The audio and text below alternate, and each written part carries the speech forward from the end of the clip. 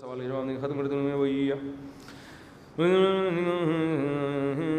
رخصتی پہلے کرنے کا ختم ہو جائے طلاق ہو جائے تو کیا لڑکی عدت کرنی ہوگی؟ جی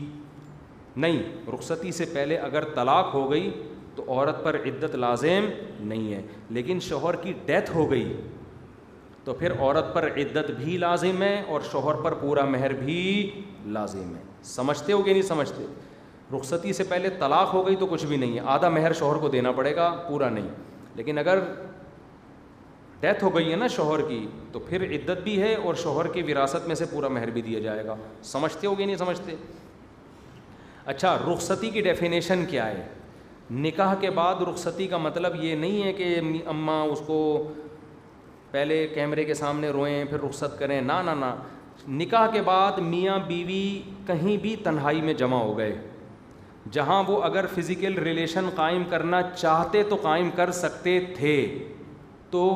حقیقت میں وہ قائم نہ بھی کریں، لیکن ایسی تنہائی مل گئی کہ اگر وہ چاہتے تو کر سکتے، یعنی شوہر اگر چاہتا تو کر سکتا تھا، کوئی رکاوٹ نہیں تھی، تو اس کو بھی کیا کہتے ہیں؟ رخصتی، جس کو فقہ کی اصطلاح میں خلوت صحیحہ کہا جاتا ہے، تو پھر رخصتی ہی کاؤنٹ ہوگی، کیونکہ آج چھپ کے شادیاں بہت ہونے لگی ہیں، اس طرح کے کیسز آ رہے ہوتے ہیں۔ میں چھپ کے شادیوں کو نہیں، وہ اس کی حوصلہ افزائی نہیں کرتا، تو کرنی چاہیے نہیں کرنی چاہیے ایک الگ ٹاپک ہے، بعض خاص کنڈیشن میں ہوتا ہے کہ بھئی عورت زنا کر رہی ہے، لڑکی کی عمر 35-40 سال ہو گئی، ماں باپ اجازت نہیں دے رہے، وہ زنا کی طرف آئی ہوئی ہے، تو اس سے تو بہتر ہے نا کہ بھلے چھپ کے ہی کرے لیکن نکاح کر لے وہ،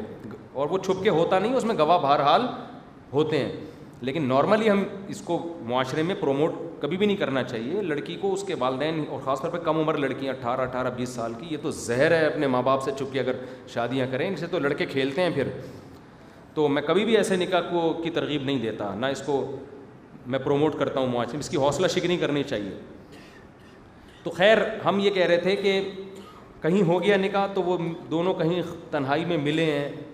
تو اب اگر لڑکا طلاق دے گا تو لڑکی عدت سے پہلے کہیں اور نکاح نہیں کر سکتی، اگر اس نے کیا تو وہ نکاح کالعدم ہوگا۔